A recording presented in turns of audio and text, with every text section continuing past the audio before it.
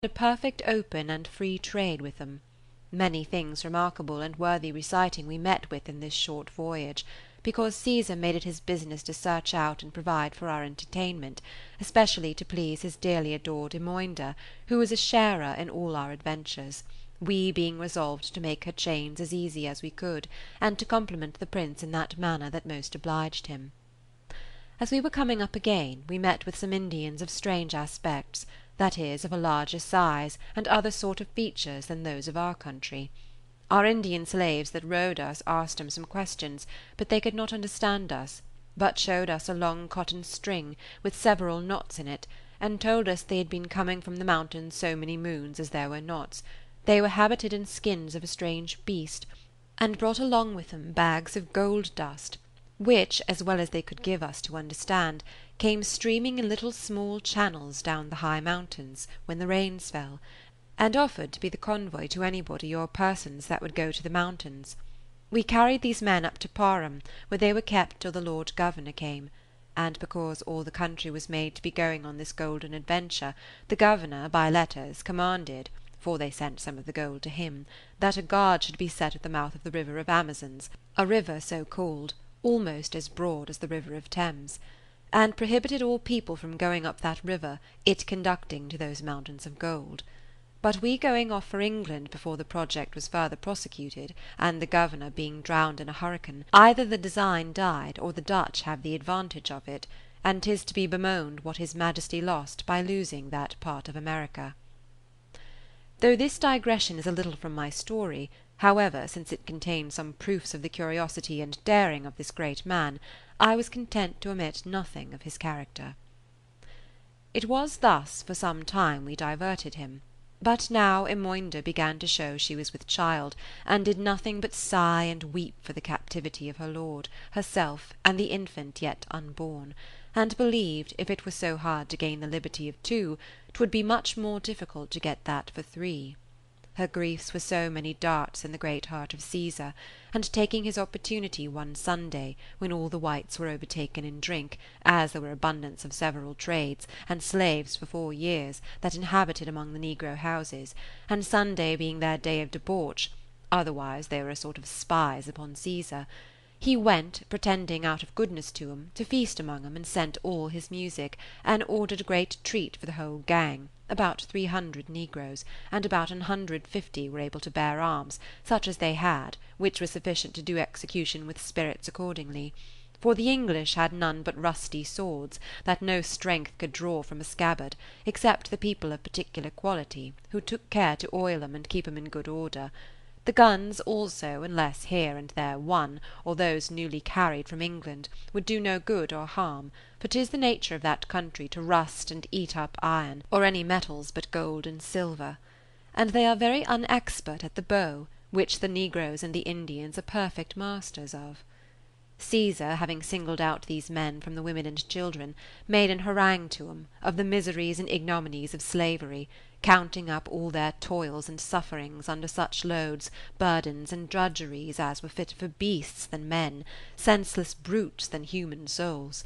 He told 'em it was not for days, months, or years, but for eternity. There was no end to be of their misfortunes. They suffered not like men, who might find a glory and fortitude in oppression, but like dogs, that loved the whip and bell, and fawned the more they were beaten,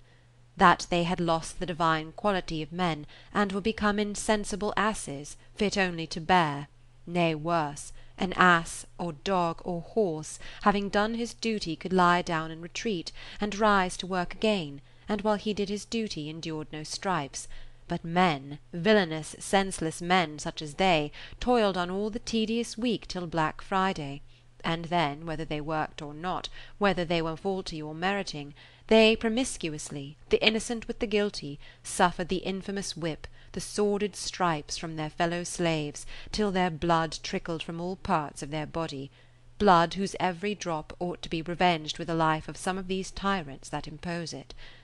And why, said he, my dear friends and fellow sufferers, should we be slaves to an unknown people? Have they vanquished us nobly in fight? Have they won us an honourable battle? And are we by the chance of war become their slaves? This would not anger a noble heart, this would not animate a soldier's soul. No, but we are bought and sold like apes or monkeys, to be the sport of women, fools, and cowards, and the support of rogues and runagates, that have abandoned their own countries for rapine, murders, theft, and villainies. Do you not hear every day how they upbraid each other with infamy of life below the wildest savages? And shall we render obedience to such a degenerate race, who have no one human virtue left to distinguish them from the vilest creatures? Will you, I say, suffer the lash from such hands?" They all replied with one accord, "No, no, no, Caesar has spoke like a great captain, like a great king." After this he would have proceeded, but was interrupted by a tall negro of some more quality than the rest. His name was Tuscan, who, bowing at the feet of Caesar, cried, "My lord, we have listened with joy and attention to what you have said, and were we only men, would follow so great a leader throughout the world. But oh, consider, we are husbands and parents too, and have things more dear to us than life, our wives and children, unfit for travel in those unpassable woods, mountains, and bogs. We have not only difficult lands to overcome, but rivers to wade, and mountains to encounter, ravenous beasts of prey." To this Caesar replied that honour was the first principle in nature that was to be obeyed, but as no man would pretend to that without all the acts of virtue, compassion, charity, love, justice, and reason, he found it not inconsistent with that to take equal care of their wives and children as they would of themselves, and that he did not design, when he had led them to freedom and glorious liberty, that they should leave that better part of themselves to perish by the hand of the tyrant's whip. But if there were a woman among them so degenerate from love and virtue, to choose slavery before the pursuit of her husband, and with the hazard of her life to share with him in these fortunes, that such a one ought to be abandoned, and left as a prey to the common enemy. To which they all agreed, and bowed. After this he spoke of the impassable woods and rivers, and convinced them the more danger the more glory. He told them that he had heard of one Hannibal, a great captain, had cut his way through mountains of solid rocks, and should a few shrubs oppose them, which they could fire before 'em? No, 'twas a trifling excuse to men resolved to die, or overcome. As for bogs, they are with a little labour filled and hardened, and the rivers could be no obstacle, since they swam by nature, at least by custom, from the first hour of their birth. That when the children were weary, they must carry them by turns, and the woods and their own industry would afford them food. To this they all assented with joy.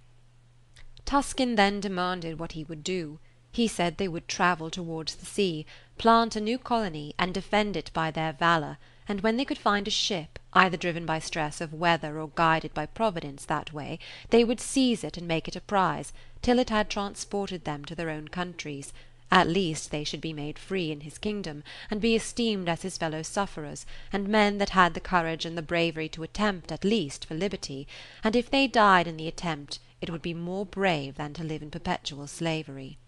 They bowed and kissed his feet at this resolution, and with one accord vowed to follow him to death, and that night was appointed to begin their march. They made it known to their wives, and directed them to tie their hammocker about their shoulders and under their arm like a scarf, and to lead their children that could go, and carry those that could not. The wives, who pay an entire obedience to their husbands, obeyed, and stayed for 'em where they were appointed. The men stayed but to furnish themselves with what defensive arms they could get, and all met at the rendezvous, where Caesar made a new encouraging speech to 'em, and let 'em out. End of Part 8.